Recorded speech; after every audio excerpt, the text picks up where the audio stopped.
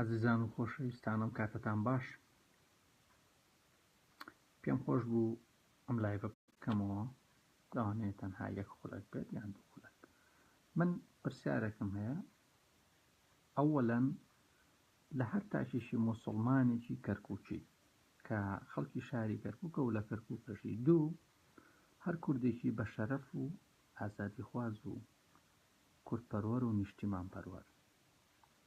پرسیارەکەم وەکو گوتم سەرەتا لە کەرکووکە موسڵمانەکان، دوو لە کورد بەگشتی کە ئێمە هەمومان ئەزانین کەرکووک خاکی خۆمانە و قبوڵی ناکەین عەرەب داوای بکە. ئەم کابرایە سەیری دەموچاویکەن. ئەمە ناوی شێخ قەیس ئەلخەر عەلی. ئەڵێ شێخ قەیس ئەڵێ ئەچینە کەرکووک و ئازادی ئەکەین و هەر لایەنێکیش معارەزە بێت لەوە مەسیرەکەی ئەبێتە مەسیری داعش. سەیری دەموچاویکەن. تەمام پرسیارەکەم گوێتان لێ بوو کە لە کێم کرد. ئایا کەس ئەمەی قبوڵە؟ هیچ کوردێک هەیە ئەمەی پێ قبوڵ بکرێت؟ ئەم کابرا ناشرینە سەیری ئەم فەیسەکە، ئەم کابرا عەرەبە ناشرینە بێوێ بچێتە ناو کەرکووکەوە بە ناوی ئازادکردن. دڵنیام کە کەستان ئەمەتان پێ قبوڵ ناکرێت.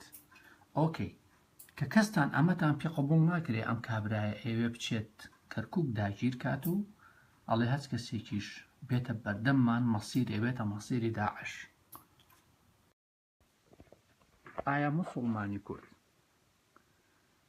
تۆ ئێستا کە ئەم کابرایەت پێ قبوڵ ناکرێ ئەم کارە بکات، ئەزانین هەر ئەوەی کە تۆ ئیسلامت قبوڵە و ئەزانی ئەوەی کە تۆ بە عومەری کوڕی خەتابەڵی خەلیفە و خۆتەکەی بە قوربانی و هەموو ڕۆژەکەچی بۆ مزگەوت نوێژیان بۆ ئەکەیت، بۆیان دووپا دەکەیتەوە.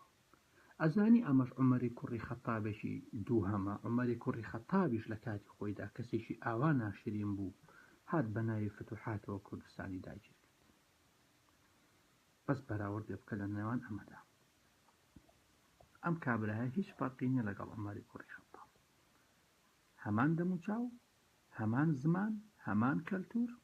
سەیریکە باشە؟ ئەوە عومەری کوڕی خەتابی 2007. ئەمڕۆ تۆ قبوڵی ناکەیت، بەڵام قبوڵتە خۆت بە موسڵمان ئەزانی. ئەمەت بیر نەچێت عومەری کوڕی خەتاب هەمان قەزیە بوو، هاتن کوردستانیان داگیر کرد. ئەگەر عومەری کوڕی خەتاب قبوڵە، بێزەحمەت ئەمەش قبوڵ بکە. بڕۆ خۆشە بخە بەسەر قۆنەرەکانیدا. قۆنەرەکانیشی ماچکە، مەمنونیشی بە، بڵێ سوپاس دەکەم بۆ ئەو پرەنسیپەی کە تۆی هێنی بۆ خاکەکەی من، بڵێ سوپاست دەکەم ئەوەی کە کەرکووکم داگیر دەکەیت.